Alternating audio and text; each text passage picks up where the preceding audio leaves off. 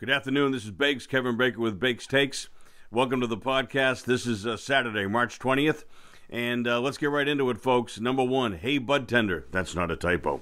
Number two, don't invest in your politics. Number three, road trip? We'll go into all the above. Why I do this, Bobby and Jack, my sons, they're in their 20s. Just came out of business programs, undergrad recently. And they'd ask me questions about the markets and money and news and what have you when they were going to job interviews or doing projects, and then their friends would join in. And I really enjoyed it. It's just a great excuse to, frankly, stay connected to my sons and their pals. And now I've got it on steroids, and I invite you to listen in. They think I know something because I went through the 87 crash and then went through my journey. I've been in 6 different firms, so I kind of know where the bodies are buried. Technical analysis first for me, fundamental second. It's not right or wrong. It just works for me, and you be the judge what works for you. I read the Wall Street Journal, the Economist, listen to podcasts, devour newsletters, monitor what the Google alerts that I bring in, and I point you to them. I always give attribution.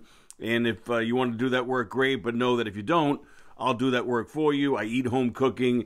I talk about what I invest in and what I'm interested in. I don't really have any. I don't have any conflicts. My non-lawyerly disclaimer: this is an investment advice. So please conduct and share your own due diligence, and please take that invitation, because what I envision happening down the road is a dialogue where there's a lot of input, and we have debates, and we hopefully all have some fun, and we all make a lot of money. So that's my motivation here. Fan mail. Murph came in. He's a big fan of the show, and I'm a big fan of him. And asked about ICLN, which is the Ishares S&P Global Clean Energy. That's a mouthful. ETF. ICLN. And he asked about this before. And I'm reading between the lines a little bit. Bakes, did you change your mind? And I didn't like this before. I didn't go to the exact episode, Mike, but we did talk about this in the past, and I was sort of middle of the road, and I think my bias was that it's a Biden beneficiary. He wins the election. Everybody runs to the left. And wants to be green, and I said okay, but so it's come down from 35 to 23, and I'll talk about that. But where we are right now, watch this 2098 level, which is the 200-day moving average, and if you see it close below that, I'll become much more negative than I am right now. He sent me a great article from Seeking Alpha, and I'm getting. Michael Fitzsimmons, I think, is the name. I'll put that in the show notes.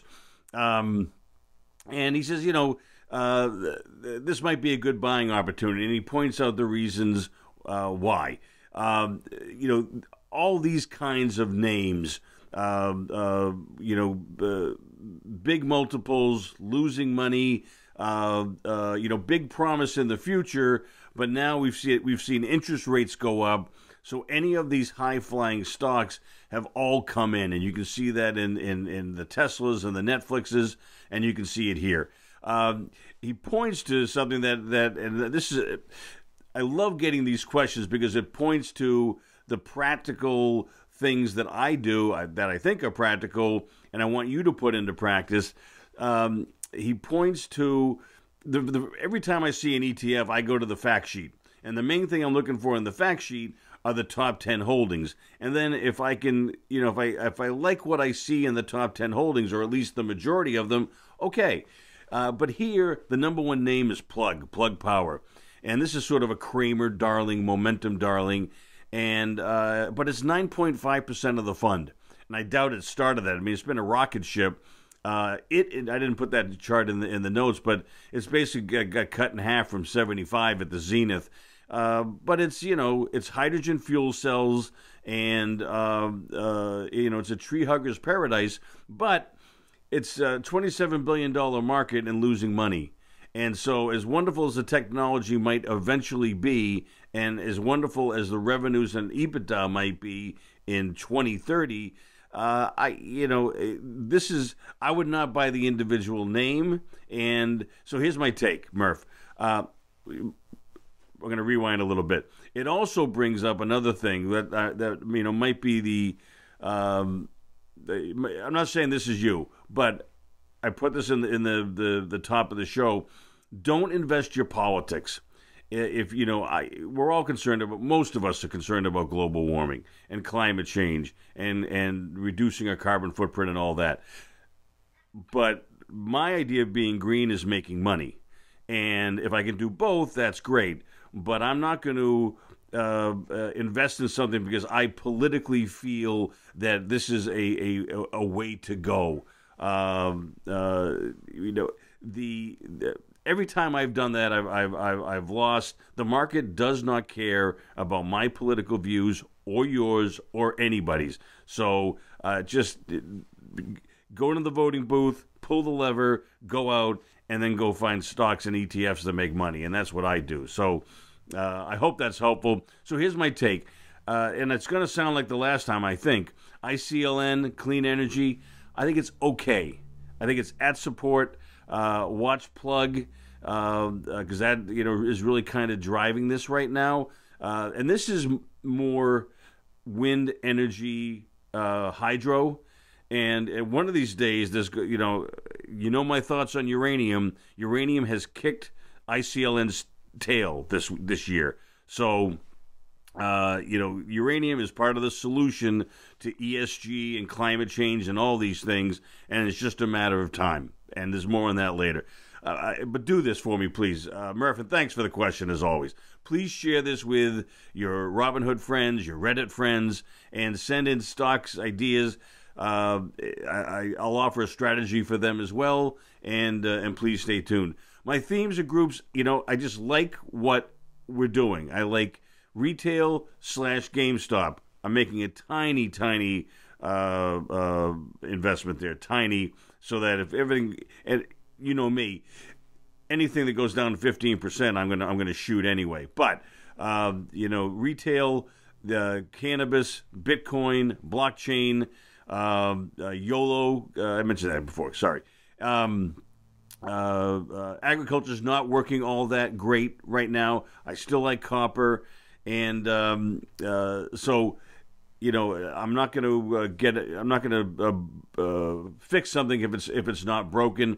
And some of the things we talk about later on the show will feed into my themes and groups. So please stay tuned. Podcasts of the week. This is becoming one of my new favorites. This is On the Tape with Danny Moses, Guy Adami, and Dan Nathan. They interviewed Kara Swisher. I urge you to check out the show often, maybe even weekly, and this interview is great. But at 2024, in the most recent show, Danny Moses talks about Illinois and cannabis. And they, in many states, report their tax receipts from cannabis. And in February, for the first time, tax receipts from cannabis exceeded alcohol, which I think is astonishing. And the tax is pretty hefty. In Massachusetts, I'm told it's 18 to 20%, something like that. So it's significant. And you're seeing the same kind of reactions that you might expect to see. The alcohol lobby asking Congress to sit on the cannabis industry, regulate them like the way they are. We'll see how that goes. But there's a bill that I wasn't aware of, and maybe you are, and Mike, maybe you are. But the SAFE Act, Secure and Fair Enforcement, it's a new bill. The GOP has blocked prior versions of this. It allows banks to lend to cannabis companies because still now it's scheduled. It's a scheduled drug federally, and but so banks can't lend. So the cannabis companies are paying interest rates in the teens in a zero interest rate environment. It's kind of crazy. It'll allow for U.S. stock listing. It will offers criminal justice reform, which is sorely needed. It seems kind of crazy that you have as many people in jail for cannabis infractions, given where we are right now. So that I just find that fascinating. And Guy Adami pointed out that Howard Schultz Starbucks founder, has invested in the space. Dan Nathan asked Danny Moses how to play this. He didn't mention YOLO, which I was a little disappointed in, but so be it. We'll get him next time, and I'll reach out to him after the show.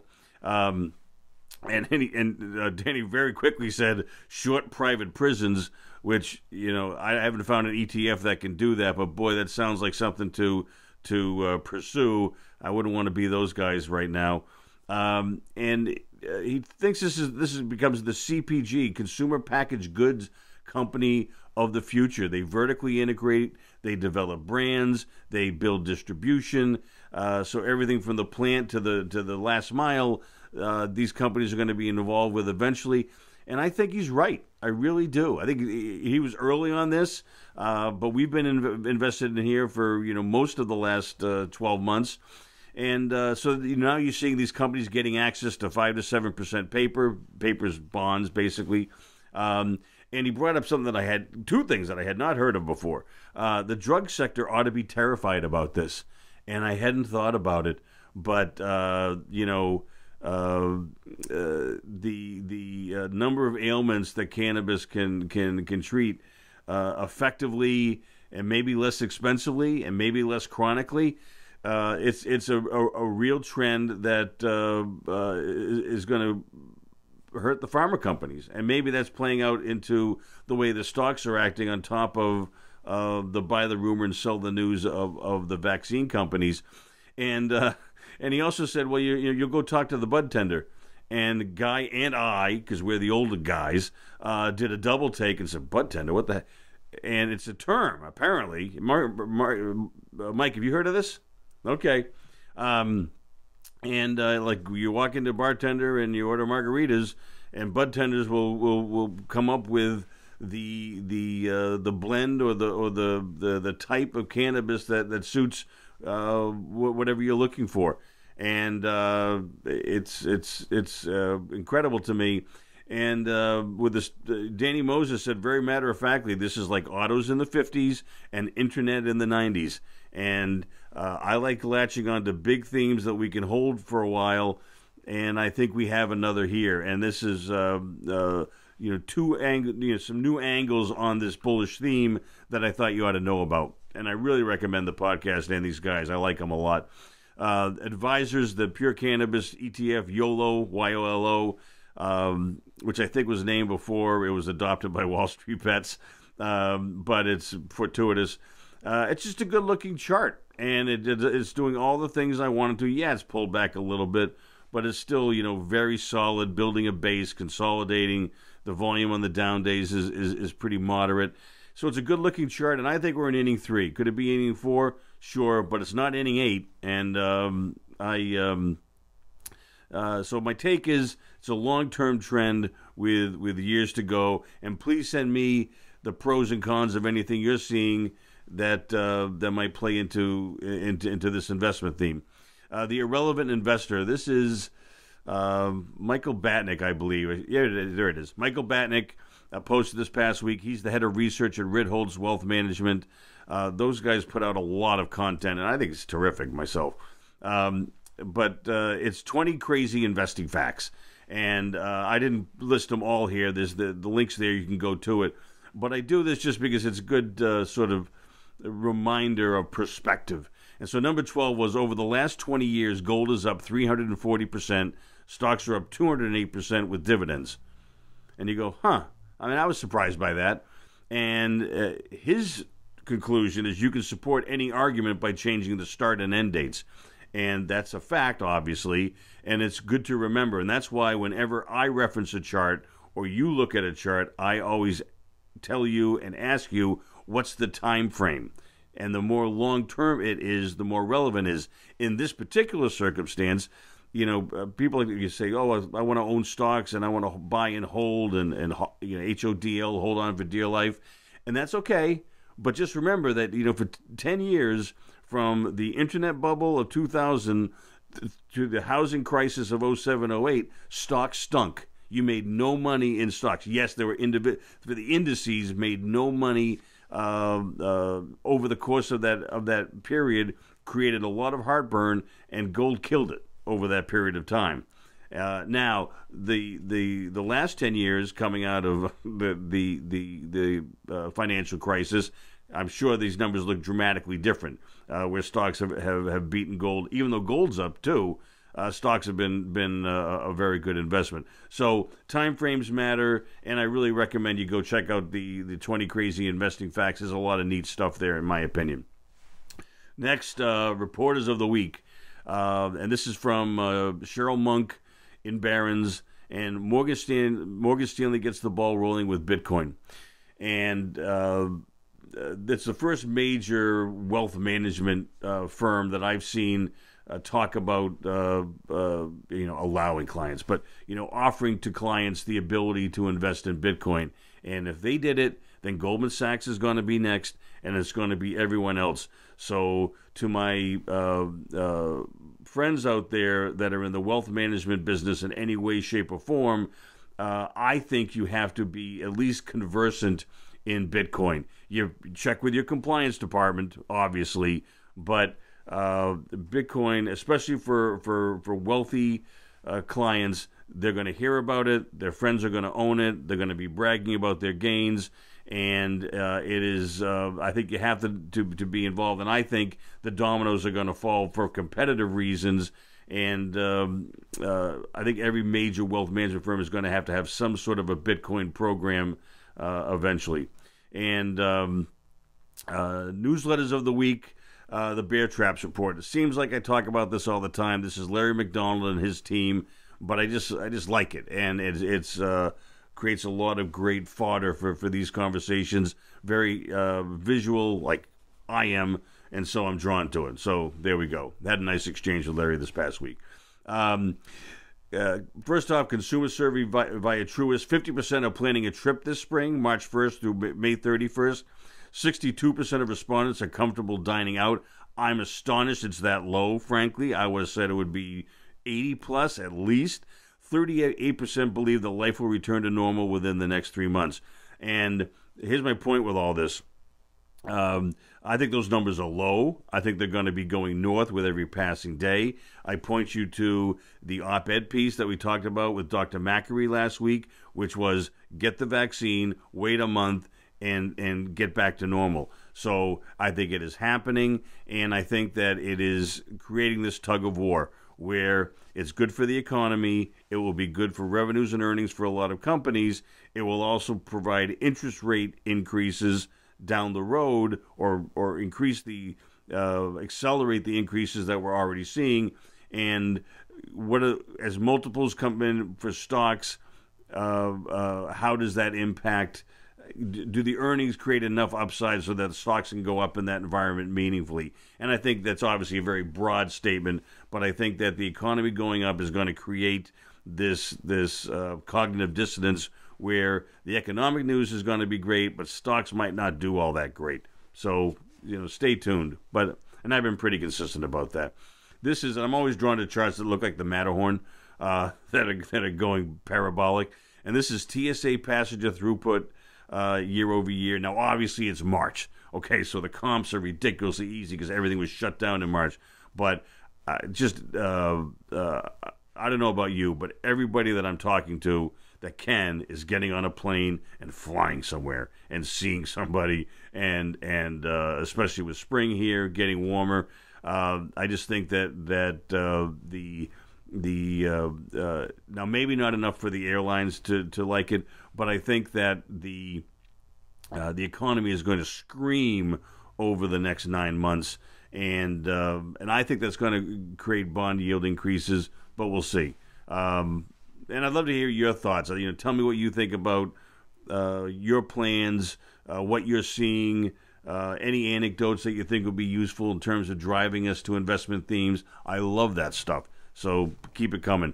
Next, Larry talks about, and he's been pretty good on uranium. Denison, a uranium miner, pulled a MicroStrategies. My words, not his. But they basically sold stocks and bought physical uraniums in the spot market and put it into inventory. Obviously, MicroStrategy did the same thing with Bitcoin. So here's a miner taking advantage of what they see as maybe a rich stock price and an undervalued spot price in uranium. And this got the market's attention. I mean, spot went up $1.50 to 29.62. That's a big move for sleepy uranium. And as we've talked about in the past, the spot market doesn't really matter all that much. It's the long-term contracts that the miners have with utilities, and what remains to be seen is the utilities' response. Do you start seeing longer-term contracts at prices with 4s and 5s in front of them that ripple through the income statements of the miners? We're not there yet. The stocks are already up 100% since we bought them, and again, I think it's an inning 3, and if it's inning 4, that's okay too. Next is palladium. I'm running up the learning curve here, just like I did uranium, but it has a lot of the same characteristics. The short interest was massive. That's getting worked off, and then lo and behold, you have 2 mines that have production problems taking on water, and so the price of palladium is starting to go up. And then, as another accelerant, you have the 2 countries, continents, Asia and Europe have really dramatically increased the emissions requirements for vehicles, and the palladium and platinum go into catalytic converters, and so you have this new demand for platinum that's driving the stock price higher. So it's a supply deficit, which is the same dynamic that we had with uranium, and it's presenting itself here. So stay tuned. I'll let you know what I find, but I'm very curious about once again another commodity going north. And so here's damn near all the commodities going north in one nice chart. And I just like it for historical perspective. They talk about the commodity supercycle. Larry and his team were on this early. And, it's just, please go to the YouTube channel so you can see this. But commodities are going up and to the right as far as the eye can see. And it also shows that we're not at the zenith yet. There are historical peaks that are higher, and given what we're seeing with economic activity post-COVID, I think this is going to go on for a while. And obviously, we have it in our portfolio, copper, uranium, etc. So, and then I didn't pay attention to this, and I'm glad that Rick Ryder from BlackRock did. Long bonds are in a bear market. The drawdown, the peak to the current price on the long bond is down 20% now, and that's the biggest move we've seen in 40 years. Again, using perspective. So 40 years ago was when yields were 15%.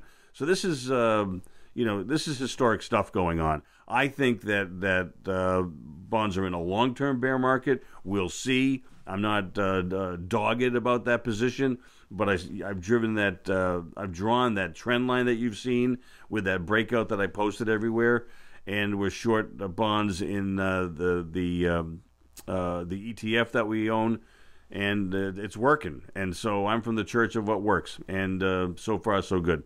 So that's the show, folks. Please also subscribe to my Bakes Takes YouTube channel. The audio is the same, but the charts that I reference are on the screen. Follow us on Twitter at BakesTakes_ and other social media. Please use your voice memo app. Tape your questions and email to bakes@bakestakespodcast.com. Write in if you'd prefer. I'll keep you anonymous if you'd like. Thank you for listening. Mike Wilson is my producer. Mike, thank you as always. Have a great week. This is Bakes. And I added something before much needed levity. Dick Hoyt passed away this past week at 80 around Boston and the Boston Marathon. He is legendary. I hope you've been familiar with his story. His son Rick has, I believe, cerebral palsy, and he has pushed him in many marathons, Boston and otherwise. And he's just a giant of a figure around here, and I think it should be everywhere. This video is set to I Can Only Imagine, which is stunningly beautiful in my opinion. It's 4 minutes, and I think it's worth your time. And God bless you, Dick, and rest in peace. And for much-needed levity, Maria Bamford is, I think, brilliant and funny. She seems to have about 1,000 voices that come out of her comedic brain. And this is what our weight is even talking about, and I think you'll enjoy it. And I will see you next week. Take care now. Bye-bye.